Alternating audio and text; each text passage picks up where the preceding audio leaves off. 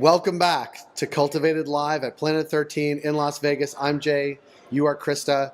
We're here with Avihu Tamir. Yeah. We're going to talk about Kanabo, and we're going to talk specific. We're going to get out of the U.S. We're going to get out of North America. We're going to talk about the U.K.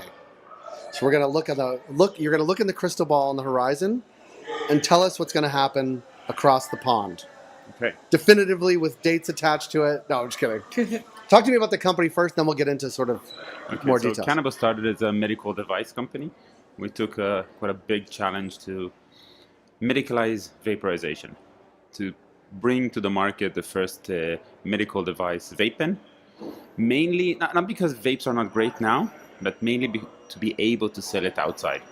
If you're going outside of North America, in Australia maybe, in Europe, in UK, vapes are almost non-existing because of regulation. It has to be a medical device, and it's non-existing. Right. So that was our first mission. We were the first cannabis company listed on the London Stock Exchange.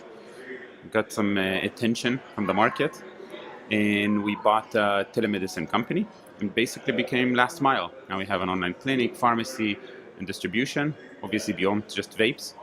And tackling the UK market and very, very soon the German market as well. Talk to me about the gap between like a vape pen here and a medical vape pen that you are producing. Is it about dosage? Like what are the different qualifications to make it a medical device? So our device does have a dose. So every inhalation will generate 1.2 milligrams. So it's like a microdose. Mm-hmm. It's not a requirement. It's not a medical device requirement. Mm-hmm. It's more for the doctors to feel that they're prescribing something. Doctors like to prescribe. Ideally for them, give them a cannabis pill. Mm-hmm. We know that the patient don't want a cannabis pill, so that's a gap. But if you're looking at what is required, it's the materials. Really, it was a process of almost 2 years, maybe even more, and it was mainly products. As we all know, all the vapes are made in China. Mm-hmm. They're using good quality, but even the great quality is not medical grade. And this was the discussion. We needed to really change almost all of the plastic, all of the metals parts, the ceramic parts with medical grade. So it's almost the same, but just with different level of standards. Mm-hmm. And then proving it. If you're saying a meter dose, if you're saying the battery is lasting for a certain time, you just need to test and prove it. And mainly a lot of regulation, getting the stamp.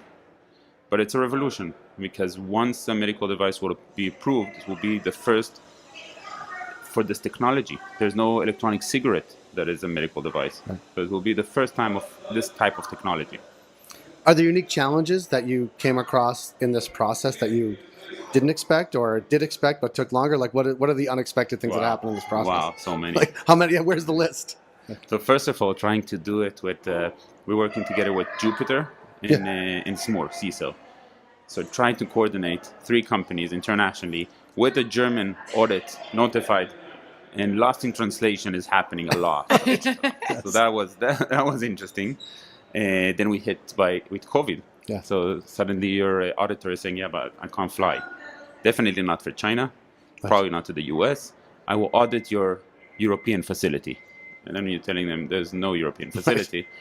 So let's wait until COVID will pass and I can do that.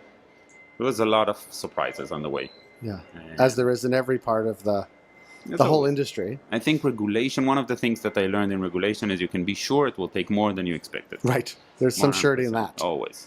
Yeah.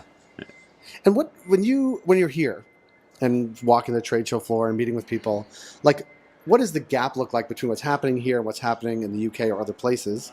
Like, is it just a vast chasm that the two shall meet? Or do you think there's a time where like the level of quality and product that you're putting out in a sort of medicalized vape pen versus a vaporizer versus what's happening here? Like, will there be one international market in 10 years that, people are freely trading technology and product across the world? Or is that excuse the pun, is that a pipe dream? No. In my opinion, we're going to have a unified market. 10 years is a good time frame. I think the difference that I see here versus Europe, okay, or the rest of the world, let's be honest, North America and the rest of the world is a good way to define it. The international markets are limited by regulation, therefore innovation of products are limited, less. You have definitely less products. volumes are smaller, so all of the equipment's here. We're talking about filling machines. We're talking about just pre-rolls and stuff like that. Everything is just a smaller scale. We're looking to deploy in pharmacies in Germany filling machines for the carts, for the vape carts. The smallest one here can run, I don't know, 500 an hour, but that's what a pharmacy is selling a month. Right, Would right. they buy a machine, put it in the pharmacy for running it 2 days a month? So you really need to find the right structure for that. But I think that the markets are moving forward faster than people see right now. I think most of the market will wake up somewhere in the middle of next year or end of next year and discover there's a real market already in Europe. Everyone is talking about Germany.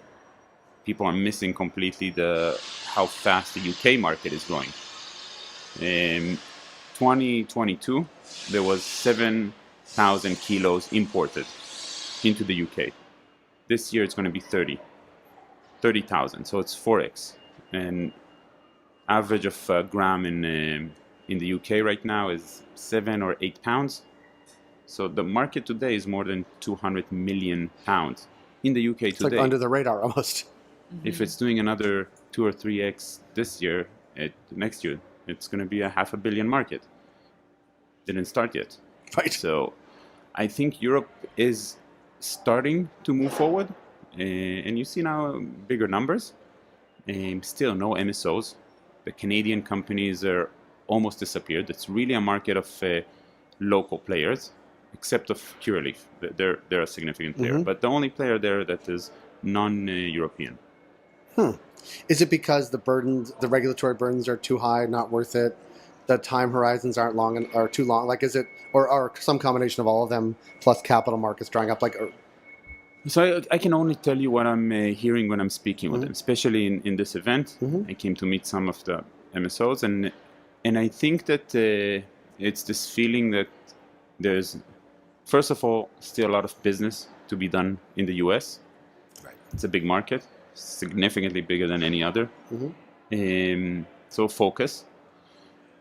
Cash-wise, it's not the ideal time for public companies, so you want to focus and what you know that you're doing. But really, the biggest insight from this last 2 weeks were there's not a lot of bottlenecks where you can say, okay, if I have a license, it's worth X amount.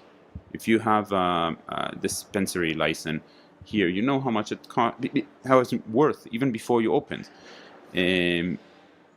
Think about this, that in Europe, in the UK, you don't have this limited amount of licenses, not for cultivation, not for processing, definitely not for dispensing. So where is this margin going to be tomorrow morning? And I think that's a different way of looking at it, because in the rest of the world, the game is not going to be licenses. It's going to be brand and product. So it's different mindset. Yeah.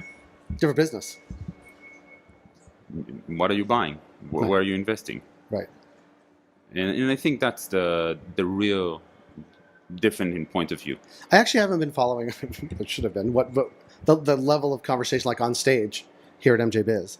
I know at some points, like the international conversation was big and people were super gung ho about it. Has there been a lot of programming? Have you seen at the show about any international markets aside from North America? Not so much. I know there were a few, but I haven't seen too many talks about the international market. Yeah. I really think that there's something that a lot of people were disappointed. It was like, okay, a hype, especially around Germany going recreational. And now suddenly it's like, are they going recreational? Or they're waiting? What is it? There's so much noise. And how are they going recreational? Right. Because it seems like they created a new version of recreational market. Recreational is like, Yeah. But that's to be that's to be expected, but also learned, right? Like in what you're saying is a lot of the international companies have either pulled out or really tamped down what's happening in Europe, but there's going to be this whole other industry that evolves there. I think it's going to be fascinating to see a different type of adult use market, a different model, because I know that the different states have different models. Here in Canada, But in the end of the day, it's all a dispensary. We know how you, at least from the last mile, how you consume it. Mm-hmm. It's going to be definitely going to be different in Germany. It seems that it's going to be different in Switzerland, in the Czech Republic. Mm-hmm. So that's curious. It's suddenly a different model, and then countries in the world will be able to decide how we want to the U.S. model or a type of a German-Swiss model. Yeah. I think the rest of the world will choose a German-Swiss model, to be honest. I mean, but maybe I'm wrong. I don't know. It's really about the culture of the country and what they want. Maybe capitalism versus socialism. Right, there you go. Well, I'm Canadian. We're sort of somewhere in the middle of those two things. Certainly when it comes to cannabis. I mean, we have... And I'm sure there will be things that even, when you're going to see these pilots in Germany and Switzerland through pharmacies, people didn't think about all the way through. Because pharmacists are not trained in any way. Are they going to be now trained on 300 different strains? I want to see how that's going to happen. There's like a very active pharmacy community in Canada that talks about this specifically, is that you need to have basically a cannabis-focused pharmacy to be able to service those customers because the level of complexity around the product is so high. And it's completely different to the way they prescribing or dispensing medication. Else. Yeah. When is the last time you went to your pharmacist and started asking him questions about the quality of the product? Right. It's that given. Never happened. Right. I'm giving you a box and saying thank you. Take it. Yeah. What does Blue Dream do? Right. It's a lot, especially on the inhalables. Yeah. No, it is interesting. And when you're saying, so one of the ideas in Germany is over the counter. Great. But over the counter, usually you're just picking it up from the shelf. So that's not really over the counter because it's you still behind need the to go counter still. Behind the counter, but you don't need a prescription. Right. Okay. It's different model. I'm sure there's going to be holes. Yeah. And then yeah. Well, I appreciate the conversation and giving us a lens that is beyond a lot of what we've been talking about the past couple of days, which is almost entirely within a couple thousand miles of this location, but a lot of New York and a lot of California, a lot of Canada. But thank you for the perspective and for what you're doing, and we appreciate you taking time to come by today. Thank you. It was great. This is a wrap. It makes it sound like I was going to wrap. No, this is a wrap from Planet 13 Cultivated Live. We super appreciate everybody that watched. We will also be wrapping up all this programming and sending it out through social channels over the next days, weeks, and months. So thank you, Krista. Thank you, Jay. And thank you, Jeremy. He's not here today. Congratulations with Cultivated. Thank you. It's been a great time. Thank you also to the production team, Aardvark, to my esteemed producer, Matt Rosenthal, to the great folks at Planet 13 who have just been awesome hosts. Incredibly gracious. Yeah, and all the guests that came by. Thank you all, everybody. I was going to say get home safe, but most people are probably watching it from their office, so still get home safe. Those that are watching in Las Vegas, please do get home safe. We'll see you at the airport later this afternoon. Yes. And we're signing off from Cultivated Live at Planet 13 in Las Vegas.